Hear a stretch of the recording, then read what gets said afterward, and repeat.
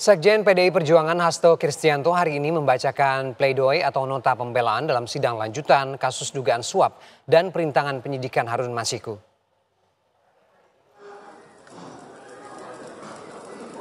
Hasto tiba di Pengadilan Negeri Tipikor Jakarta Pusat didampingi kuasa hukumnya pukul 9.22 waktu Indonesia Barat. Hasto terpantau membawa buku berwarna merah dengan tulisan pledoi nota keberatan Hasto Kristianto. Hasto menyatakan buku tersebut merupakan pledoi yang ditulis tangan selama dirinya ditahan di rutan merah putih yang akan ia sampaikan di depan majelis hakim hari ini. Dalam buku tersebut tertuang seluruh rekayasa hukum yang terjadi dan perspektif keadilan perspektif Hasto Kristianto. Dirinya juga menyampaikan buku pledoi ini bisa disebarluaskan karena merupakan bagian dari pendidikan politik.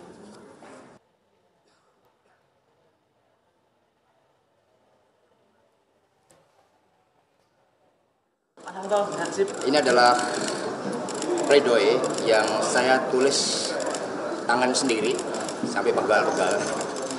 Dan ini akan mengungkapkan suatu perjuangan di dalam mendapatkan keadilan berdasarkan kebenaran.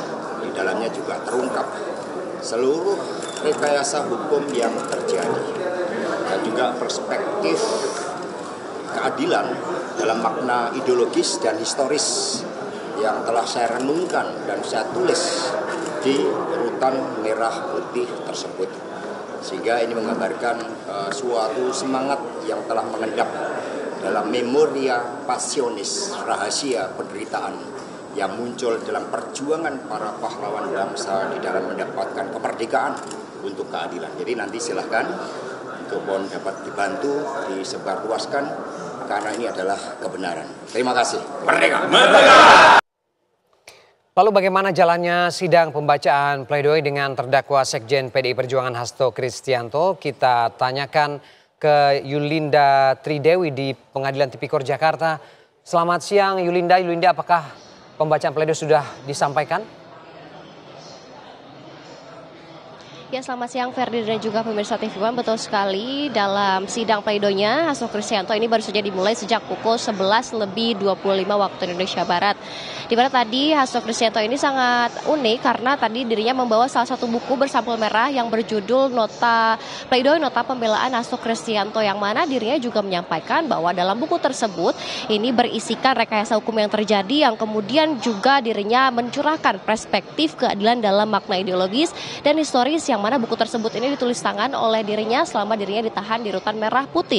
Kemudian juga nantinya pembacaan pledoi ini yang sedang saat ini dimulai, ini merupakan pembacaan pledoi yang mana buku merah tadi dibawa oleh Hasto Kristianto sendiri yang berhalaman sekitar 108 halaman. Nantinya juga setelah pembacaan pledoi pribadi Hasto Kristianto juga akan dilanjutkan oleh pembacaan pledoi yang disusun oleh tim kuasa hukumnya yang berhalaman sekitar 3.550 halaman.